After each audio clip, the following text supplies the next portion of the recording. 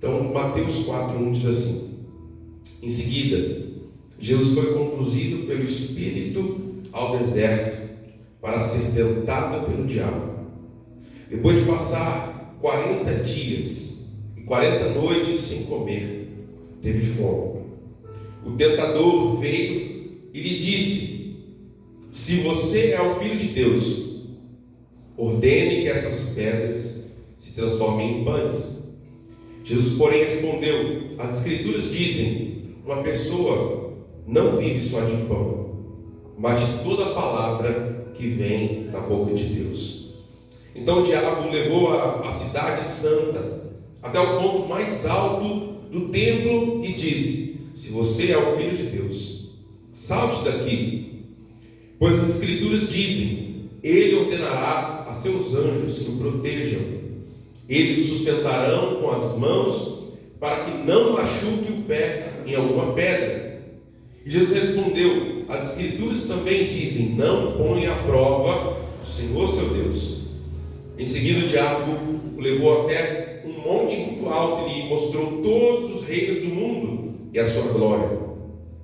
Eu lhe darei tudo isso, declarou, e basta você ajoelhar-se e me adorar.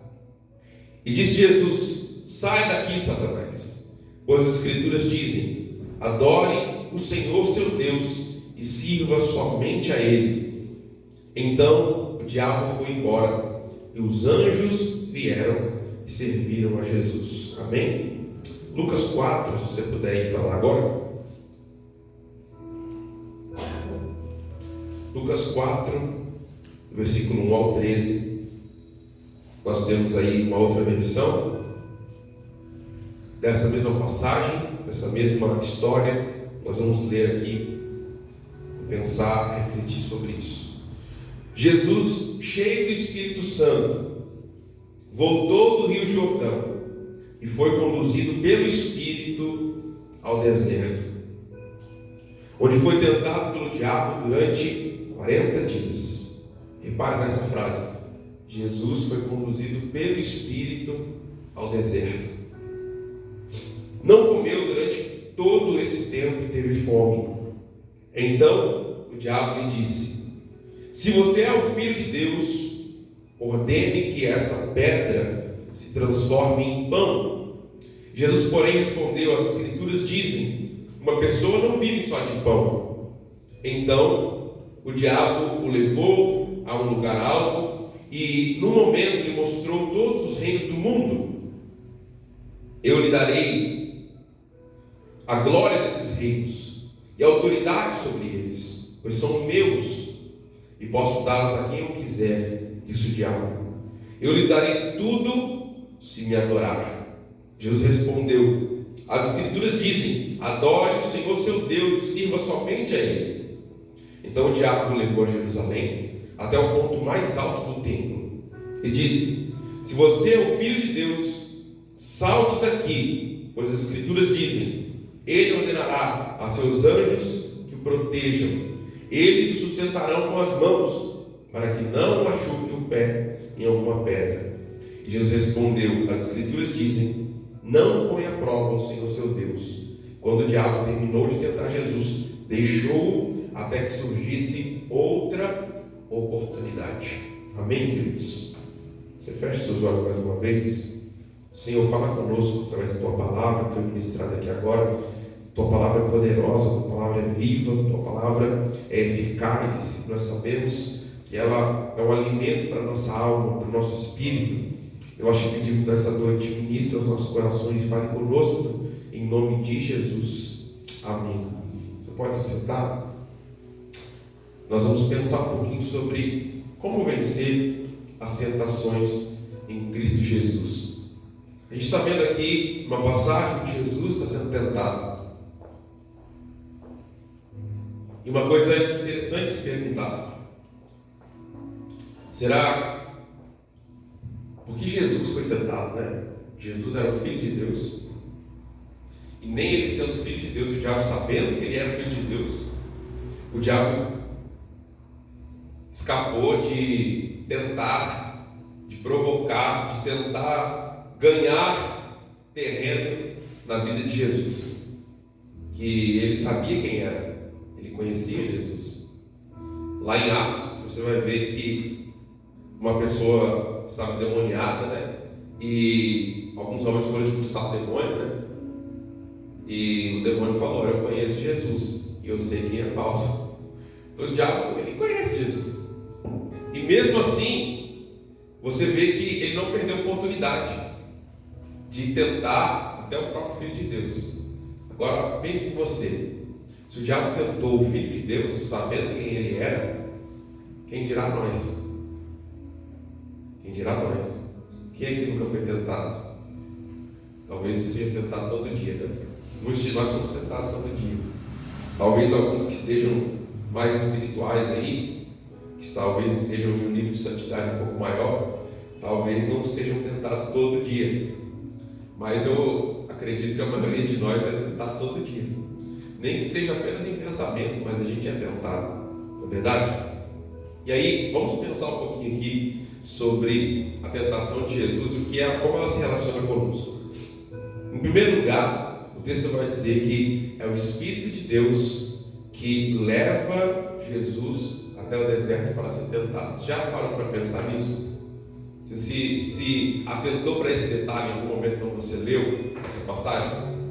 Porque às vezes a gente pensa que ser tentado é um projeto do diabo, mas às vezes ser tentado é um projeto do próprio Deus.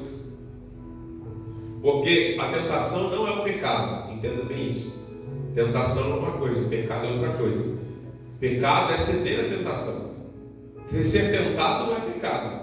Jesus foi tentado, e a Bíblia fala que ele nunca teve pecado. Então ser tentado não é pecado. Pecado é você ceder à tentação. Então quem levou Jesus aqui ao deserto para ser tentado? O próprio Espírito Santo de Deus. Lucas diz: e o Espírito de Deus levou Jesus ao deserto para ali ser tentado pelo diabo. Então, o próprio Deus preparou esse momento de colocar à prova Jesus. E nós também somos colocados à prova em vários momentos, onde Deus permite que o tentador nos tente, Ele permite que o inimigo se aproxime, Ele permite que o inimigo venha até nós e tente o nosso caráter, tente a nossa credibilidade, tente a nossa fé com Deus, tente outras coisas que você pode colocar aí. A gente vê uma passagem onde Jesus está conversando com Pedro e fala assim: Pedro, Satanás já me pediu 3 vezes para se andar com você, para tentar você, para fazer alguma coisa com você, chacoalhar você na fé. Eu não deixei, não tinha chegado o tempo ainda de Pedro ser tentado, dele ser provado. Jesus estava segurando, falou assim: não vou deixar ainda, porque Pedro está muito cru ainda. Pedro está muito cru, vou segurar mais um tempo aqui. Mas chegou a hora de ser tentado, vocês sabem o que aconteceu, né? Infelizmente ele pisou na bola ali, negou Jesus 3 vezes naquela noite, mas depois Deus deu a ele a oportunidade de se restaurar. Então a primeira coisa que eu queria compartilhar com vocês aqui é que o Espírito de Deus foi o que conduziu Jesus até o deserto para ser tentado. E muitas vezes nós também vamos ser conduzidos pelo Espírito. Há momentos, situações, circunstâncias onde nós seremos tentados. E ali é a hora de você mostrar o seu caráter, a sua fé em Deus, você mostrar a firmeza que você tem no Evangelho. Então, em segundo lugar, o Espírito conduziu Jesus a um estado de solitude, para que ele pudesse se preparar para o desafio que ele iria enfrentar com Satanás. E eu queria fazer uma separação entre o que é solitude e o que é solidão. Porque às vezes a gente acha que solitude e solidão são as mesmas coisas e não são. Solidão, às vezes, você está no meio de uma multidão e você ainda assim se sente só. Às vezes você está em casa, tem um monte de gente na sua casa, você ainda assim se sente só. Às vezes você acha que tem um monte de amigos, mas ainda assim se sente só. Não é verdade? Solidão é quando a gente está se sentindo só, quando a gente se percebe só, quando a gente acha que não tem ninguém por nós. Isso é solidão. Mas solitude é diferente. Solitude é quando você escolhe se afastar de tudo quando você escolhe se isolar de tudo, quando você escolhe deixar tudo para lá, para que você possa se concentrar em algo que é importante para você. E nesse caso, Jesus, ele se afastou de tudo, da multidão, dos discípulos, de tudo. E ele foi para aquele lugar, para ele poder se concentrar em Deus, para ele poder meditar em Deus, para ele poder se fortalecer em Deus. Moisés fez isso, 40 dias e 40 noites. Elias fez isso, 40 dias e 40 noites. E Jesus está fazendo a mesma coisa. Ele está tendo um momento de solitude. Ele deixou tudo para lá. Ele disse: eu vou separar um tempo para me concentrar em Deus, para que eu possa meditar em Deus, para que eu possa discernir a voz de Deus. Então eu não quero nenhuma voz competindo com a voz de Deus. Então quando a gente está no meio das pessoas, a gente está sempre ouvindo uma voz diferente, né? E uma pessoa te dá uma opinião, e outra pessoa te dá outra opinião, e uma pessoa e fala uma coisa para você, e outra fala outra coisa. Você liga a televisão, tem uma coisa, você entra na internet, tem outra coisa. E são muitas vozes na sua cabeça. Mas quando você tira esse momento de solitude, você se afasta de tudo, você desliga a televisão, você não liga o celular, você não fala com ninguém, você vai para um lugar onde você vai ficar sós com Deus, e ali você vai esperar Deus falar com você. Isso é solitude. E Jesus fez isso. Naquele momento Jesus estava ali para discernir a voz de Deus e ouvir o que Deus queria dele.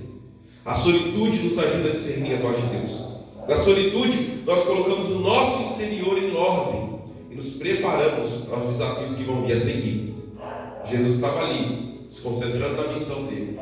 Logo que ele sai desse momento de tentação, se você ler o livro de Marcos e o livro de Lucas, você vai ver que logo em seguida ele já sai fazendo milagres, ele já sai pregando em um monte de lugares, de cidade em cidade. Ou seja, aquele momento de solitude, depois, por último, o momento da tentação, foi os estágios de prova que ele precisava passar, para que ele pudesse começar um ministério poderoso, para que ele pudesse avançar na missão que ele tinha. E nós precisamos ter momentos de solitude. Hoje, a vida nossa foi corrida e com o celular o tempo todo aí à mão, parece que nós não temos momentos de solitude mais. Aquele momento que você realmente separa para você ouvir a voz de Deus, separa para você falar com Deus, separa para você ter realmente o seu momento especial com Deus. E isso é importante. Isso é importante. Jesus estava fazendo isso. Então, se você quer vencer as tentações, uma das chaves é essa: tenha o seu momento diário de solitude com Deus. É o que a gente chamava no seminário, né? Tenha o seu a sós com Deus. Lá no seminário, a gente estava no seminário interno, o dia nosso começava com a sós com Deus. Então a gente acordava às 6 horas da manhã, de 6 às 7, ninguém podia comer, ninguém podia fazer nada. De 6 às 7 era o momento de cada um ter o seu a sós com Deus. Cada um achava um canto lá no seminário, ia para algum lugar e era o momento de você ficar sós com Deus. Se você quisesse orar, você orava. Se você quisesse cantar sozinho, você cantava. Se você quisesse ler a Bíblia, você lia. Se você quisesse, é o que você quisesse fazer, mas não podia fazer outra coisa que não fosse ter o seu momento com Deus. E hoje parece que a gente, o crente, não tem mais momento com Deus. Quando ele acha que é momento com Deus, ele está ligando uma pregação para ouvir na internet, né? Ou ele está ouvindo uma música de alguém, mas e ele? O que ele está sozinho, ele com Deus, o relacionamento dele privado com Deus, especial e pessoal dele com Deus, parece que não tem mais. Isso é perigoso. Quando você entra nesse estágio, é bastante perigoso. Após o seu estado de solitude, Satanás então se apresenta a Jesus para tentá-lo. E repare que ele aguardou o momento em que Jesus se mostrou vulnerável. Jesus, diz o texto de Lucas, né, que após 40 dias de jejum ele teve fome. Já as outras versões não falam que foi depois dos 40 dias que ele teve fome, mas diz que ele teve fome. E agora Satanás apresenta e vai apresentar para ele uma estratégia, vai apresentar uma sugestão. Satanás sempre nos ataca em momentos de vulnerabilidade. Então, Satanás nunca vai te oferecer algo quando você está com tudo bem. Se as suas emoções estão completamente em ordem, Satanás não vai te tentar nas suas emoções. A sua saúde está plenamente em ordem, não vai te tentar na sua saúde. As suas finanças estão completamente em ordem, não vai te tentar nas suas finanças. Ele sempre espera um momento de vulnerabilidade nossa, quando a gente se mostra debilitado em alguma área, aí ele vem para nos apresentar uma solução miraculosa, uma solução milagrosa, uma solução rápida. O brasileiro gosta de resposta rápida, né? A gente gosta de solução rápida. É típico nosso também, né? O pessoal fala do jeitinho brasileiro, que é o jeitinho brasileiro, né? A gente sempre dá um jeito fácil para resolver as coisas que são difíceis. Isso é o que Satanás gosta. Satanás espera o momento em que Jesus está agora com fome e ele vem e apresenta a solução. Olha, você é poderoso, pega essas pedras aí, transforma em pão, resolve o problema. Por que ficar passando fome à toa? Satanás sempre vai fazer isso conosco. Se você está no momento em que você está numa crise financeira, ele vem e vai te apresentar alguma forma de você resolver isso. Só que sempre vai ser com uma coisa errada.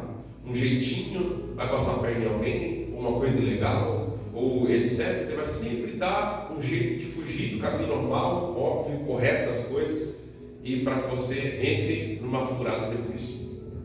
Se você está enfermo, ele vem e começa. Por que você serve a Deus e está passando por essa enfermidade? Por que Deus deixou você passar por isso? E aí começa, né? Te tentar. Se você está com algum problema de relacionamento com alguém, alguma pessoa que você teve algum desentendimento, uma confusão, algum mal entendido, ele vem exatamente nessa hora. Ele sempre espera que a gente esteja vulnerável. Segundo, Satanás sempre vai lhe apresentar uma solução que coloca em xeque a sua identidade. Olha só o que Satanás fala para Jesus: se tu és o Filho de Deus, pega essas pedras e transforma em pão. Satanás sabia que Jesus era o Filho de Deus? Sim ou não? Vocês acham que sim? Sim ou não? Sim, né? Mas olha só como que ele se apresenta para Jesus. Ele chega, a primeira coisa que ele diz é: se tu és o Filho de Deus, pega essas pedras e transforma em pão. Ou seja, ele sempre vai tentar colocar a nossa identidade em xeque quando nós estamos num momento de vulnerabilidade. Então, quem é você? Você sabe que você é em Deus? Você crê que você é filho de Deus? Você foi salvo por Jesus? Você tem comunhão com Deus? Você faz parte da família de Deus? Você faz parte do corpo de Cristo? Você é realmente um filho? Sendo filho? Satanás vai sempre chegar no momento da nossa vulnerabilidade, seja ela física, seja ela emocional, seja ela financeira, seja ela no relacionamento, seja ela até espiritual. Ele vai chegar e vai tentar colocar a sua identidade em Deus em xeque. Ele vai tentar dizer que você não é quem você é. Que crente é esse que você é? Que já tá, basta ver aquele cigarro lá que você tem vontade de fumar. Basta passar aquele negócio lá na internet, você tem vontade de clicar. Basta acontecer isso você quer fazer. Olha só que crente que você é. Você não é crente nada. Melhor seria você estar lá no mundo, que está na igreja enganando os outros, enganando o pastor e tal. Ele sempre vai tentar confundir a nossa mente, fazer com que a gente não entenda quem nós somos em Deus, que a gente tenha dúvida de quem nós somos em Deus. E a gente tem que tomar cuidado com isso. Cristo refutou Satanás com a própria palavra de Deus. E ele disse, Deuteronômio 8:3, que nem só de pão viveria o homem, mas de toda a palavra que procede da boca de Deus. Efésios 6:17 diz que a palavra de Deus é a espada do Espírito. Então, uma outra coisa que a gente aprende aqui para vencermos a tentação é usarmos a palavra de Deus como espada, usarmos a palavra de Deus como arma, usarmos a palavra de Deus como escudo quando Satanás vier nos acusar, quando Satanás vier te tentar, quando ele vier te oferecer alguma coisa fácil, quando ele vier jogar uma proposta indecente na sua mente. Você tem sempre que ter uma palavra de Deus, um versículo, alguma coisa que Deus te ensinou pela palavra para você rebater Satanás, para você afirmar sua fé em Deus. E às vezes o povo fracassa, o povo perece, e eu incluo nisso, porque às vezes no momento de tentação, no momento ali que Satanás vem nos acusar, nos afrontar, ou nos oferecer algo, parece que dá um branco, você esquece de tudo que você aprendeu na Bíblia, de tudo que você aprendeu aqui na igreja, de todo o discipulado que você fez, e parece que você fica um cordeirinho ali que Satanás vai falar assim, vai lá, faz isso, parece que você vai obedecer, ele faz exatamente o que ele mandou. Não é verdade? Nós precisamos ter a palavra como ferramenta de trabalho. Temos a palavra como escudo, temos a palavra como espada, temos a palavra como nossa couraça que nos defende de Satanás. Porque ele sempre vai vir buscando uma brecha em nossas vidas. Como eu falei no começo. Se ele não poupou nem de Jesus de ser tentado, sabendo que ele era filho de Deus, quem dirá nós? Segundo, nesse momento Satanás o tenta no plano das suas necessidades essenciais e mais básicas possíveis. assim como Ele faz conosco. Quais são as necessidades mais básicas que a gente tem? Alimento, segurança, um abrigo para você estar, ter uma família e outras necessidades mais básicas que você pode imaginar. Quando Satanás está tentando Jesus aqui nessa primeira tentação, representa todas as nossas necessidades básicas e mais assim simples e que a gente precisa para sobreviver, e que Satanás vai tentar cada um de nós nessas coisas também. Cada um de nós será tentado nisso. Semana passada nós falamos aqui no momento de oferta, né, sobre o texto de Provérbios que dizia assim, não lembro agora se é Provérbios ou se é Salmos, agora esqueci, que diz assim: Senhor, não me dê demais para que eu me torne tão rico que eu possa esquecer do Senhor e já não glorificar mais a Deus, já que sou autossuficiente, não preciso mais de Ti. Mas nem me deixe passar necessidade a ponto de que eu queira roubar e assim eu envergonho Teu nome. Olha a oração que ele fez, né? E quando a gente está num momento de muita dificuldade, muito lá embaixo, as necessidades básicas nossas estão, né, sendo retiradas, a gente não tem aquilo que é o mais básico.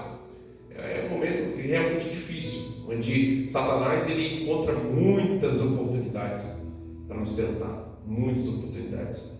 Não é à toa que a gente vê, né, pessoas aí na rua, vivendo na rua e fazendo coisas absurdas que a gente sabe que fazem, né? Então, tome cuidado, porque quando você estiver privado de alguma dessas coisas, pode ser exatamente aí que Satanás vai vir atrás de você para tentar te tentar. É melhor passar necessidades e ser cheio da graça de Deus e da bondade divina do que viver em fartura, cheio de pecado, de lascívia, de imoralidade e etc. Segunda tentação, Satanás não satisfeito com o primeiro momento que ele vai tentar Jesus, Satanás oferece agora uma outra coisa. Tentou Jesus na coisa mais básica, necessidades mais básicas, alimento, fome, né? É uma das necessidades mais básicas que a gente tem. Por isso que o jejum é uma coisa tão espiritual, porque um dos instintos mais fortes que a gente tem é de querer comer, de querer se alimentar. E quando você consegue vencer esse instinto, né, que é tão forte, que às vezes você não sabe o que é sentir fome de verdade, né? Fica um dia inteiro sem comer, você vai saber o que é sentir fome de verdade.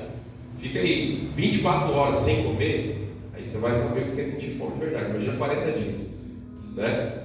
E quando você aprende a jejuar, você aprende a retrair, segurar, limitar seus instintos mais fortes. Isso vai te ajudar também quando você sentir outros instintos tentando levar você para o pecado, você vai conseguir retrair e resistir, porque você aprendeu a jejuar.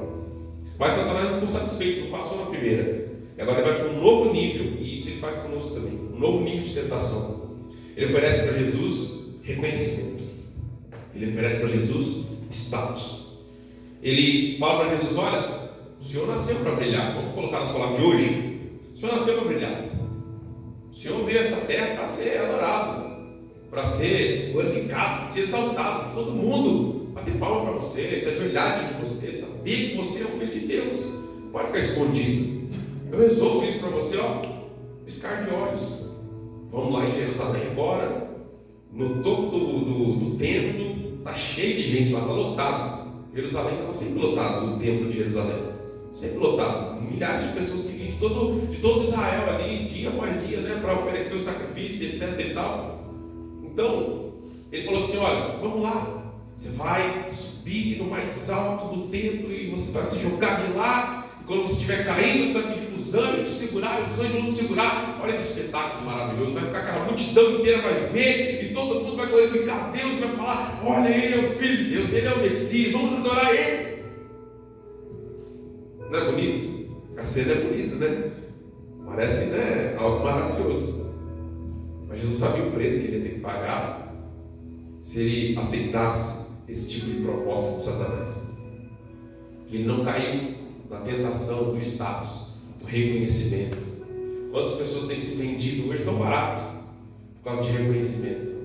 Quanto crente, às vezes, por causa de like na internet, se vende tão baratamente, posta coisas tão ridículas, às vezes, ou tão fúteis, ou às vezes até imorais. Canso de falar, às vezes, né, para os jovens, que não tem muito jovem, eu vou falar. Canso de falar para os jovens na igreja, né, quando eu estava no Rio. Às vezes irmãs da igreja jovens, ou irmãos da igreja jovens, postam fotos lá na internet só para ganhar like, quase sem roupa, praticamente nu lá, para quê? Para ser reconhecido, para ganhar o aplauso dos outros, para ficar bem na foto com as outras pessoas. Isso também é um tipo de tentação. Satanás veio aqui a Jesus apresentando isso para ele. Jesus não cedeu à tentação. Jesus sabia que a realização do seu propósito de vida não era essa. Ele nasceu para morrer e morrer pelos nossos pecados. E só depois disso ele iria ser glorificado. Só depois disso o Pai lhe daria todo o poder e autoridade no céu e na terra. Mas Satanás queria que ele oferecer para ele um atalho. Não, eu vou te dar tudo isso que o Pai falou que vai te dar, eu vou te dar, mas sem você passar pela cruz. Passou pela cruz, não precisa disso. Se ele não passasse pela cruz, nenhum de nós aqui poderia ser salvo. Não é verdade? Nenhum de nós aqui poderia ser alcançado. Ele sabia que tinha que passar pela cruz. Satanás faz isso conosco, às vezes nos oferece caminhos mais fáceis, atalhos, para a gente chegar talvez num lugar até que Deus queria colocar a gente lá. Mas Satanás não quer que a gente passe pelo processo. Ele não quer que a gente passe pelas cruzes que nós vamos ter que carregar, que o próprio Deus escolheu para nós carregarmos. Ele vai tentar fazer com que você fuja delas. Mais uma vez, Jesus rebate Satanás com a própria palavra. Veja que Satanás foi bem esperto, porque cada vez que ele apresentou uma proposta para Jesus, ele usou também a palavra. Não é verdade? Ele usou a palavra para poder tentar ludibriar, tentar enganar, tentar convencer Jesus de entrar no caminho dele. E Jesus rebateu Satanás com a própria palavra. Amém, queridos? Em terceiro, agora não conseguindo, nesse segundo momento, o primeiro tentou Jesus nas necessidades básicas. O segundo tentou Jesus na realização de um projeto de reconhecimento, de fama, de quem sabe todos ali passarem a adorá-lo. Tinha a ver com o propósito dele também. E em terceiro, também tem a ver com o propósito dele, Satanás oferece a Jesus os reinos do mundo, o poder e a glória de todos os reinos da terra. Satanás então leva Jesus num alto monte, diz o texto. Não sei se isso é de sentido figurado, ou se realmente aconteceu fisicamente, ou se foi só um ato espiritual, onde Satanás levou Jesus espiritualmente nesse lugar, porque onde que haveria um monte tão alto na terra para ver todos os reinos, não sei, né? Fisicamente parece um pouco improvável. Mas diz o texto que Jesus é levado por Satanás a um lugar onde ele apresenta a Jesus todos os reinos da terra, o poder desses reinos, a glória desses reinos, e fala: tudo isso eu vou te dar, porque é meu. Repare, antes de quando concluir o que eu vou falar, um parênteses aqui, Satanás falou isso e não era mentira, tá? Satanás, ele disse assim: todos os reinos da terra são meus, e eu dou a quem eu quiser. E naquele momento, isso era verdade. Tanto que tem um momento em que Jesus está prestes a entrar em Jerusalém, na última semana, que ele vai ser crucificado, ele fala assim: eis que o príncipe desse mundo está chegando, e eu não tenho nada nele, ou ele não tem nada em mim.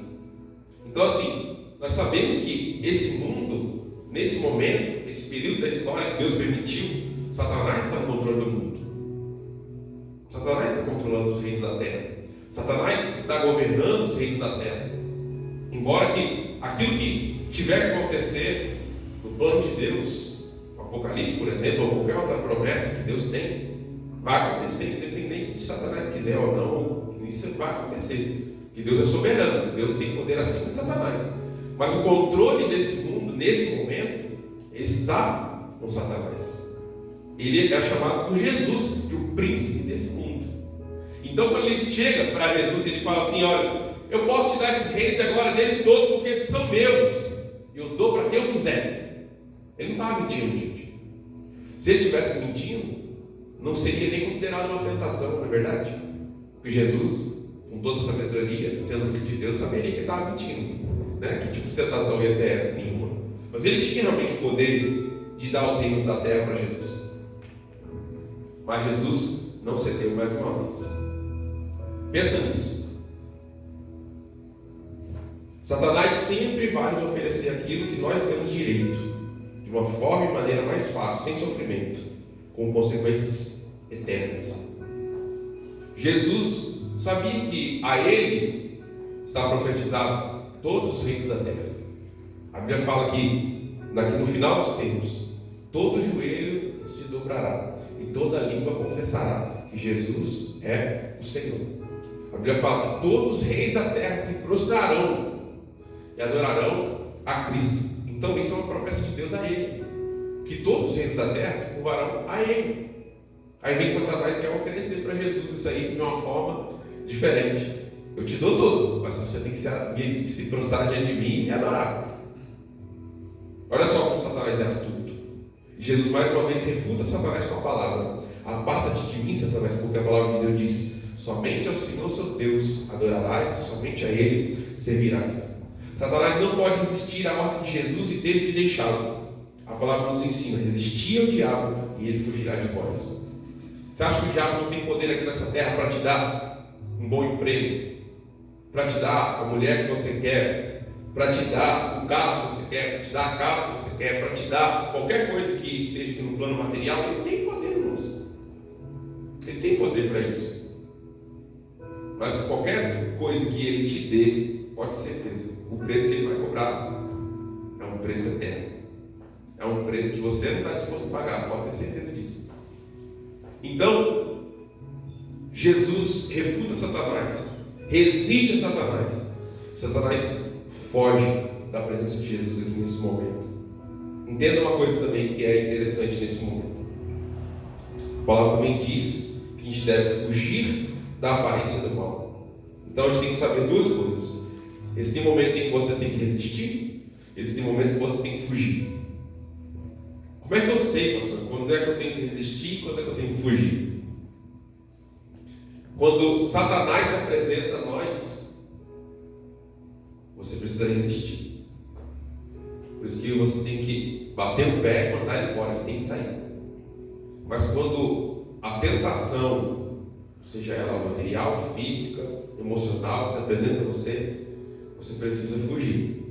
Você tem que entender o que é uma coisa e o que é outra. Por exemplo, se uma pessoa fica endemoniada na sua frente, não interessa se você se converteu ontem, está uma semana na igreja, a pessoa ficou endemoniada na sua frente, você tem que fugir ou você tem que enfrentar? O que você acha? Você tem que enfrentar, porque você não expulsa o diabo pelo poder que você tem. Eu sou um crente de 20 anos, então eu tenho poder para expulsar o demônio. Não, você expulsa Satanás pelo poder de Jesus. Amém ou amém? Então você tem que resistir, você tem que expulsar. Olha a palavra que Deus diz que você tem que sair, então você tem que sair em nome de Jesus. Sai dessa pessoa, solta ela agora em nome de Jesus. Você tem que repreender e o diabo tem que sair. Amém ou amém? Agora lembra de José? Eu ia falar que José vivia sendo provocado, tentado pela esposa do patrão dele, né? O que José fazia? Ele ficava lá fortão. Não, eu resisto, eu sou forte. Não, vou ficar aqui. Não vou para lugar nenhum, porque eu sou o bonzão mesmo. Não vai acontecer nada. Eu controlo minhas emoções, eu controlo meu temperamento, né? Eu controlo meus impulsos. Não vai acontecer nada, não, vou ficar aqui. Foi isso que ele fez, sim ou não? Não, né? Diz que ele fugiu, mesmo pagando um preço caro depois, né? Que o erro dele foi ter deixado cair a túnica dele, não devia ter deixado, né? Deixou um rastro lá que não era para ter deixado. Mas há momentos que você tem que fugir, e a Bíblia fala isso: fugir da aparência do mal. Tem alguma coisa que parece estranho, parece confuso, parece perigoso, parece imoral, parece ilegal, parece que não é para um cristão? Foge disso. Não fica andando na beira do limite, não. Não fica andando. Aqui esse púlpito aqui é baixinho, né? Então tem tranquilidade para andar aqui. Lá no Rio, na igreja que a gente estava, o púlpito era o dobro do tamanho desse aqui, era mais ou menos assim, 1 metro e alguma coisa. E aí, logo que a gente fez o púlpito, né, não tinha essas partes assim, de acabamento ainda, era só o concretão. Primeiro eu fiz parte de concreto, o púlpito, né? E a gente tinha que colocar depois essa parte aqui de granito, de carpete, a gente colocou tudo no final lá. Mas no começo não tinha, né? Então eu estava pregando aqui, falando com o pessoal, não sei o quê, daqui a pouco eu acabava indo para a beira do púlpito, teve umas 3 vezes que eu caí do púlpito lá pregando, né? Graças a Deus eu caía de pé, mas caí, eu estava lá pregando e pum! Por quê? Porque eu estava muito, né, na beira, muito no limite. Isso é perigoso. Aí quando a gente foi colocar o acabamento, eu falei assim, irmãos, foi o seguinte, a gente vai botar o granito um grau maior, mais alto do que o restante aqui do púlpito que está com carpete. Por quê? Quando eu estiver pisando na parte que está chegando no limite, eu vou ter que ficar com o pé, né, mais para cima, porque ele vai estar alto. Então eu vou perceber que eu estou andando no limite. Então eu vou voltar para trás, né? Porque eu não fico falando com vocês, olhando para o chão aqui, né? Então eu estou falando aqui, estou olhando para vocês. Então eu pisava aqui e sentia que o negócio era mais alto, eu tinha que voltar, né? Para eu não cair lá embaixo de novo. E às vezes a gente quer andar no limite, na beira. É igual eu vou dar um exemplo de namoro, vocês têm ideia do que eu estou falando, né? Então o casal de namoradinho lá sabe que não tem que passar o limite, sabe que não tem que ter relação sexual antes do casamento. Mas aí quer ficar andando no limite. Quer, né, ficar esquentando demais, quer ficar se abraçando demais, quer ficar se beijando demais, e o negócio começa a esquentar, e quando eles parar e se afastar, não, a gente aguenta, a gente, não, tal. Aí quando vê, acaba passando do limite, extrapolando, fazendo o que devia. Por quê? Porque ele achou que era forte, porque ele achou que ele podia resistir.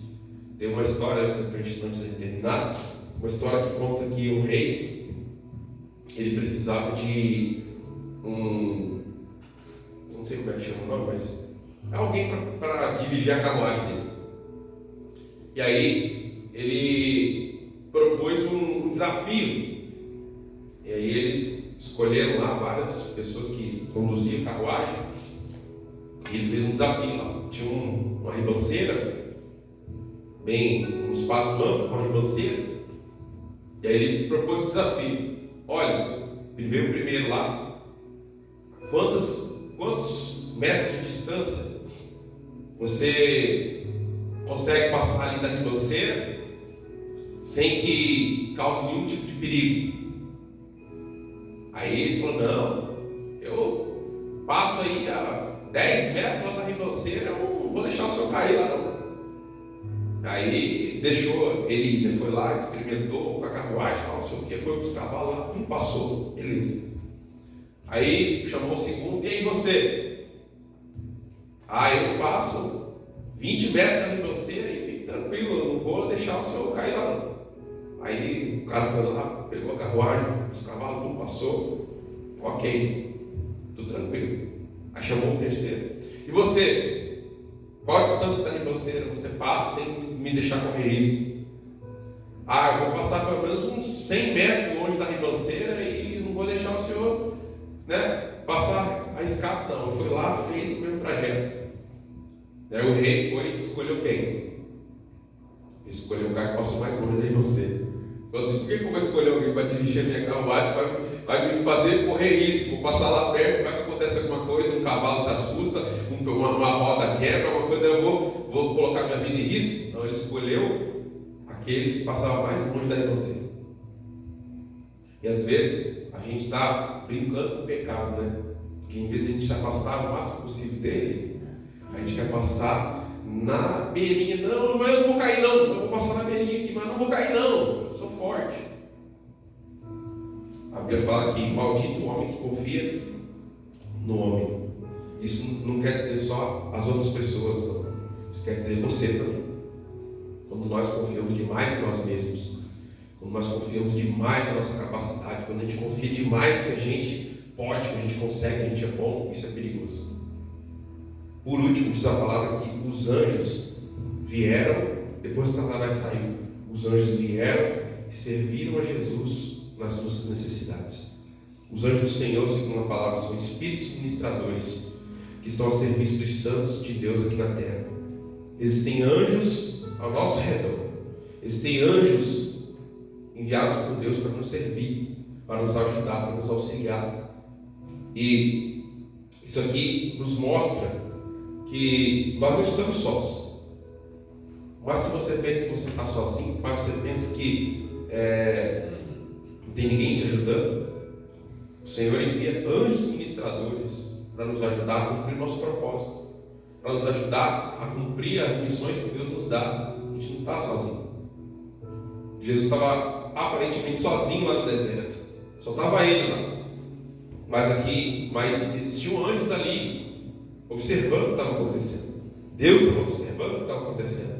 E assim que Satanás se retirou, Deus permitiu que Jesus passasse por aquela provação. Os anjos vieram e serviram a Jesus.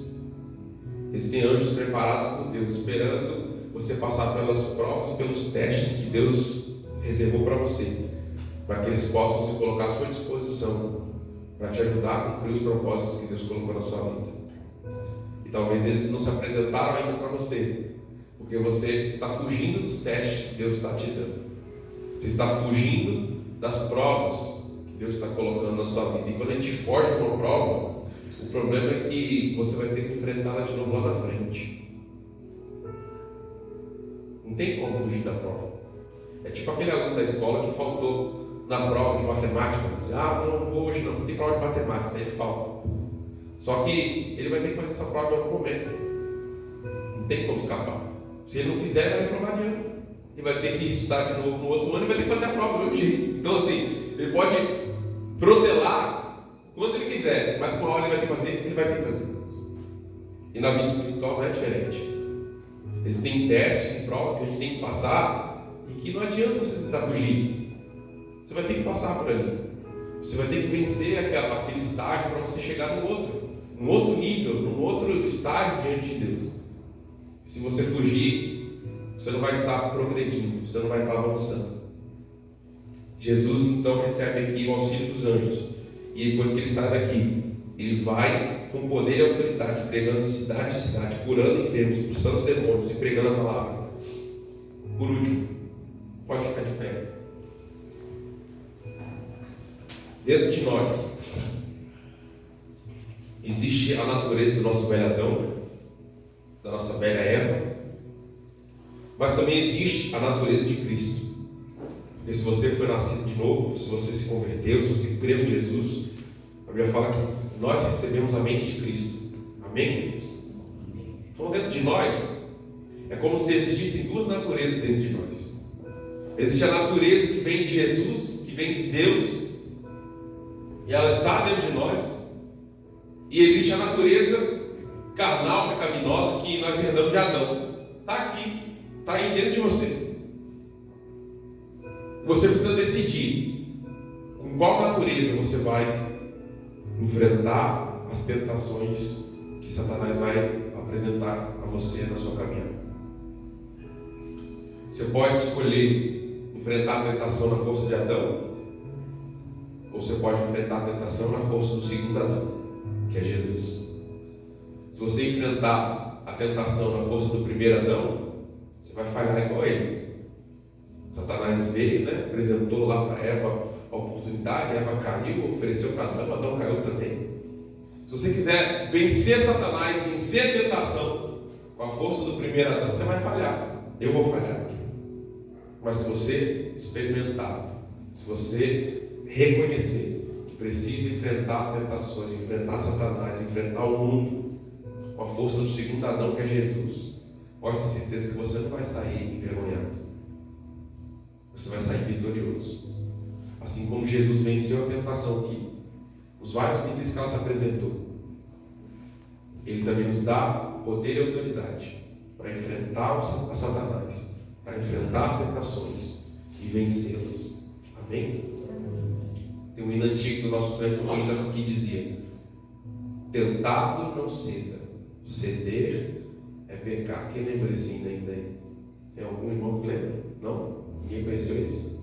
Tentado não ceda, ceder é pecar. Todos nós vamos ser tentados.